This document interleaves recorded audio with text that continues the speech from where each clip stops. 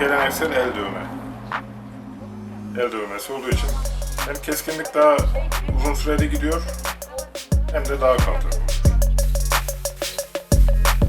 Babam mesleği olarak da başladım. Ortaokulu devam etmedik. Babamın yanında devam ettim. Ağacı genelde gül ağacı ve ceviz ağacı. Siyah ceviz ağacı olarak kullanıyoruz. Daha uzun ömürlü, daha dayanıklı ama günümüzde tabii bayanların bulaşık makinesi alışkanlığı olduğu için sektör yavaş yavaş plastiğe kaymaya başladı. Markadan sonra taşlarda tesviye işi, dizayn şekli var. Ondan sonra tekrar ocakta sulama sertleştirme olayı var. Ondan sonra 4 kademe parlatma